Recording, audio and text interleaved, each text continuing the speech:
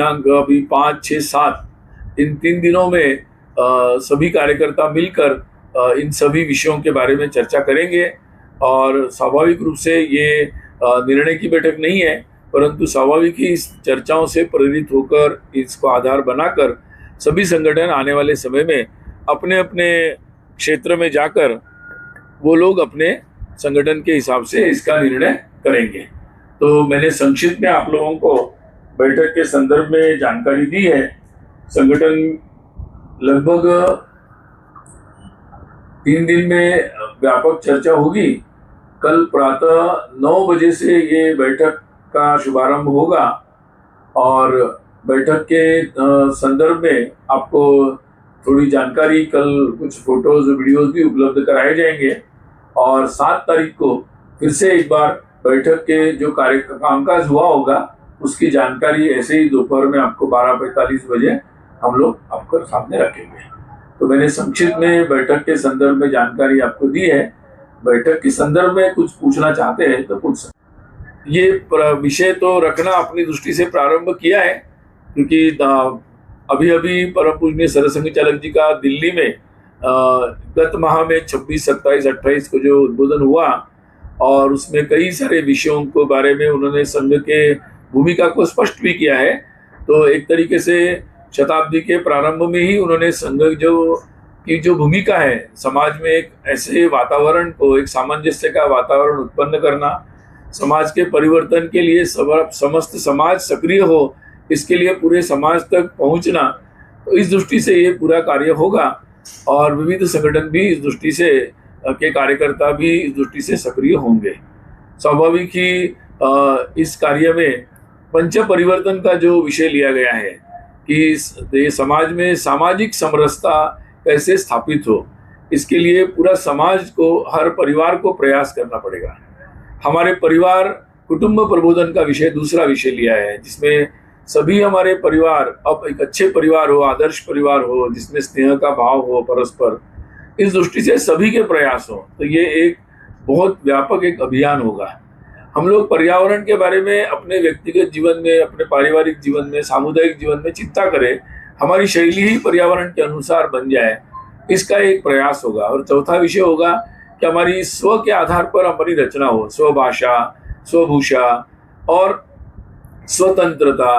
तो ये सारे जो विषय है स्व को आधारित बने, ये एक आग्रह बनेगा। और 5वां विषय होगा नागरिक कर्तव्य का।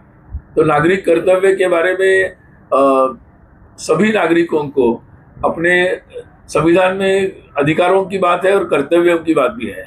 तो एक अच्छे नागरिक के नाते केवल सरकारों का ये काम नहीं हो सकता या कुछ संस्थाओं का, तो सभी नागरिकों को अपने देश को आगे बढ़ाने में अपना सहभाग देना अपेक्षित है। और इस दृष्टि से ये एक व्यापक विषयों की चर्चा यहाँ पर भी होगी। विशेषकर स्व आधारित जो बात है और नागरिक कर्तव्यों के बारे में विशेषकर यहाँ अलग से चर्चा भी इस बैठक में होगी। और विविध संगठन भी इन बातों को लेकर लगातार कार्य करते हैं, तो वो भी इस कार्य को कैसे और गति दे सकते हैं, इस पर भी चर्चा होगी। तो लगभग बैठकर इसके बारे में भी लगातार वर्ष भर चर्चा करते रहते हैं। और इस संदर्भ में सरकारों के साथ भी वो समन्वय करने का प्रयास करते हैं। समय समय पर वो सरकारों को अपनी मांगे भी देते हैं, अपने विचार और सुझाव भी देते हैं, उसके बारे में चर्चा भी करते हैं। तो इस संदर्भ में भी वो आपस में चर्चा करेंगे और उसके संदर्भ में अपने कार्य, अपनी उपलब्धि, आगामी उनकी क्या योजनाएं हैं, इसका भी निवेदन यहाँ पर सबके सामने प्रस्तुत करेंगे। सामान्यतः इस तरीके की वो विचार विमर्श जब यहाँ करते हैं तो प्रांतों में भी, राज्यों में भी इस तरीके का विचार विमर्श चलता रहता है। यह एक वार्षिक बैठक होती है जिसमें विभिन्न प्रकार के विषय पर चर्चा होती है। अभी आप सभी जानते हैं कि विशेषकर जनजाति क्षेत्र में जो बदलाव हो रहे हैं और लगातार एक देश भर में एक एस्पिरेशन है कि आगे बढ़ना चाहिए और सभी लोग इसके लिए प्रयास कर रहे हैं। उस संदर्भ में ये सारे संगठन भी लगातार प्रयास कर रहे हैं। वहाँ की परिस्थिति क्या है, वहाँ कैसे और अच्छे बदलाव हो सकते हैं, समाज में परस्पर समन्वय, सामंजस्य कैसे हो सकता है, इस पर ये सारे संगठन प्रयास कर रहे हैं। समाज के सभी लोगों को जोड़ने के लिए भी ये संगठन प्रयास कर रहे हैं। सभी को अपने अपने संगठन में वो हर स्तर पर समाहित भी कर रहे हैं। तो ये सारे जो प्रयास चल रहे हैं और उसके जो अनुभव है उसको भी ये सब लोग साझा करेंगे। स्वाभाविक है, हम सभी जानते हैं कि राष्ट्रीय स्वयंसेवक संघ की के कार्य को अभी 100 वर्ष हो रहे हैं और अभी जो आगामी माह में विजयादशमी का पर्व आता है तो उसी दिन 1925 में राष्ट्रीय स्वयंसेवक संघ की स्थापना हुई थी। तो अभी आने वाली इस विजयादशमी को संघ कार्य के 100 वर्ष हो रहे हैं और इसलिए आगामी इस विजयादशमी से 2 अक्टूबर को जो विजयादशमी इस वर्ष आ रही है तब से लेकर 2025 से 2026 ये 1 वर्ष संघ के दृष्टि से ये शताब्दी वर्ष के दृष्टि से रहेगा और उस दृष्टि से भी कई सारे कार्यक्रमों की योजना हुई है। संघ के स्वयंसेवकों के सामने तो इसकी चर्चा हुई है संघ के भीतर, अर्थात विविध संगठन के अंदर भी इसकी चर्चा हुई है। तो विविध संगठन भी इसमें अपना योगदान कैसे दे सकते हैं, सभी स्वयंसेवक है तो उस दृष्टि से भी यहाँ पर जानकारियाँ भी दी जाएगी और वो सभी लोगों ने भी जो इसके बारे में सोचा होगा उस पर भी चर्चा होगी। आप जानते ही हैं कि विजयादशमी को नागपुर में एक कार्यक्रम होगा, परम पूजनीय सरसंघ चालक जी का मार्गदर्शन भी होगा और वो एक तरीके से शताब्दी का प्रारंभ होगा। तो और उसके पश्चात पूरे देश भर में जगह जगह पर विजयादशमी जो दसरा उत्सव होता है उसके संघ के गणवेश में स्वयंसेवक जगह जगह उत्सवों का आयोजन करेंगे। सामान्य नागरिक भी उसमें निमंत्रित होंगे। तो ये एक तरीके से शताब्दी का प्रारंभ होगा और इसके पश्चात जो कार्य हाथ में लिए गए हैं जिसमें हिंदू सम्मेलन होंगे बिल्कुल बस्ती और के स्तर पर, मंडल के स्तर पर ऐसे ही गृह संपर्क किया जाएगा और इसके साथ ही सामाजिक सद्भाव बैठकें होगी जिसमें समाज के सभी वर्ग के लोग, उसके स्थानीय जो नेतृत्व है, प्रमुख लोग हैं वो शामिल होंगे। प्रमुख नागरिकों की गोष्ठियों का आयोजन भी जिला के स्तर पर होगा। तो ये और युवाओं के लिए विशेषकर ऐसे कार्यक्रमों का आयोजन किया जाएगा। इसके साथ साथ ही इन सभी कार्यक्रमों में के माध्यम से संघ के विचार को समाज के सामने ले जाने का प्रयास होगा और स्वाभाविक रूप से विविध संगठन के कार्यकर्ता भी इसमें अपने अपने स्तर से स्वयंसेवक के नाते सहभागी होंगे और वो अपनी योजनाएं भी इस तरीके से बनाएंगे। भारतीय जनता पार्टी के भी जो मैंने जैसे बताया बाकी संगठन के जैसे आएंगे प्रमुख पदाधिकारी वो यहाँ पर उपस्थित होंगे। भारतीय जनता पार्टी है, विश्व हिंदू परिषद है, मतलब पूरे 32 संगठन जो संघ प्रेरित है उन सभी के प्रमुख कार्यकर्ता आएंगे। ये शताब्दी वर्ष है उस दिन नागपुर में इसके शुभारंभ के रूप में विशेष कार्यक्रम आयोजित होगा जिसमें परम पूजनीय सरसंघ चालक जी उपस्थित भी रहेंगे और उनका मार्गदर्शन भी मिलेगा। और ये इसी तरह के कार्यक्रम 2 अक्टूबर को भी देश भर में होंगे और आने वाले 1 सप्ताह के अंदर देश भर में सभी स्थानों पर अधिक से अधिक स्वयंसेवक गणवेश में भाग लेंगे और भव्य कार्यक्रमों का आयोजन अपने अपने स्थान पर करेंगे। तो ये एक तरीके से शताब्दी वर्ष का शुभारंभ होगा। 3 दिवस का वो हम कर लेंगे ना। मैंने आपको बहुत सारे विषय बताए हैं और इन सारे विषयों पर अपनी सुविधा से हम लोग पूरी चर्चा करेंगे। क्या चर्चा हुई आपको बाद में हम लोग बता भी देंगे। हम लोग अभी राष्ट्रीय शिक्षा नीति के संदर्भ में भी के बैकग्राउंड में, परिप्रेक्ष्य में बहुत सारे संगठन हैं शिक्षा क्षेत्र के जिन्होंने बहुत सारे प्रयोग किए हैं। उसको कैसे आगे बढ़ा सकते हैं इसके लिए संगठनों ने अपने दृष्टि से, अपनी क्षमता से प्रयोग किए हैं। उसकी भी जानकारी यहाँ देने वाले, उसकी भी चर्चा होगी। क्या कोई अंतिम प्रस्ताव भी सरकार को भेजा जाएगा? मैंने बताया ना, ये निर्णायक बैठक नहीं है, ये परस्पर चर्चा और आदान प्रदान की बैठक है, इसलिए इसमें कोई निर्णय नहीं होगा, कोई प्रस्ताव भी नहीं होगा। अभी आप बैठक में बीजेपी को शामिल कर रहे हैं जी बोले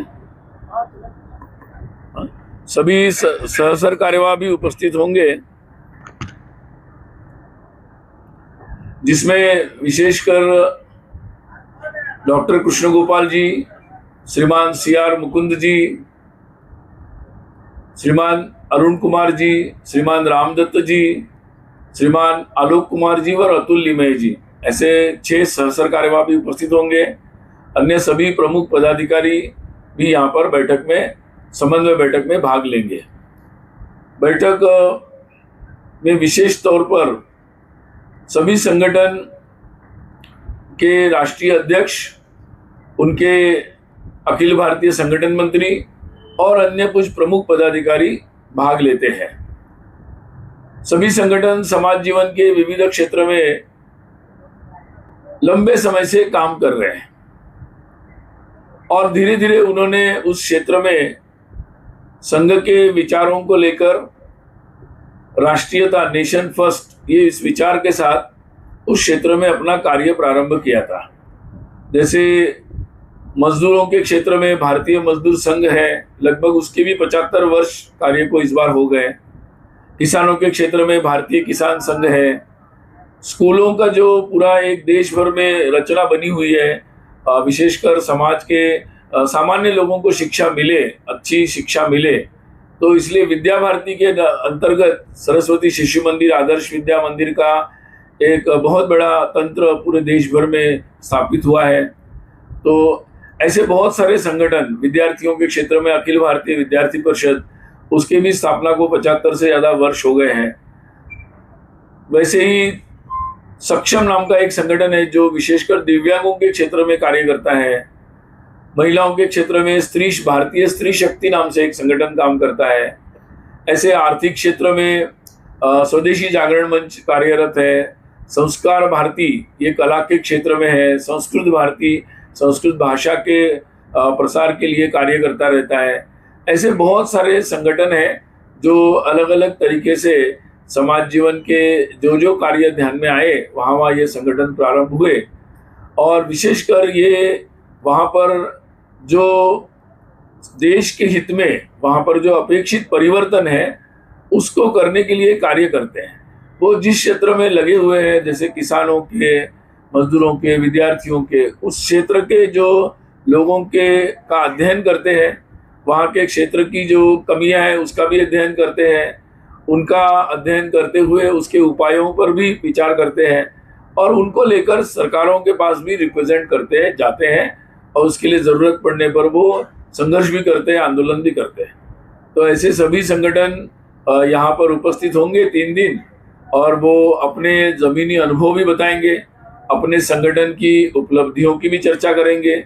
उनकी कोई विशेष, उनके क्षेत्र के संदर्भ में कोई टिप्पणी होगी उसके बारे में भी बताएंगे और साथ ही देश की जो परिस्थिति है, इस परिस्थिति के बारे में भी वो यहाँ पर आपस में सभी लोग चर्चा करेंगे। ये बैठक निर्णायक नहीं होती है, ये बैठक परस्पर समन्वय की चर्चा के लिए होती है। निर्णय तो सभी लोग अपने अपने संगठन की, उनकी जो कार्यकारिणी है और उसकी जो व्यवस्था बनी है, उनके प्रमुख जो अध्यक्ष और पदाधिकारी वो लोग करते हैं। स्वाभाविक ही यहाँ पर जब वो अपनी परिस्थिति बताएंगे तो देश के अलग अलग क्षेत्र में क्या चल रहा है इसकी भी चर्चा करेंगे।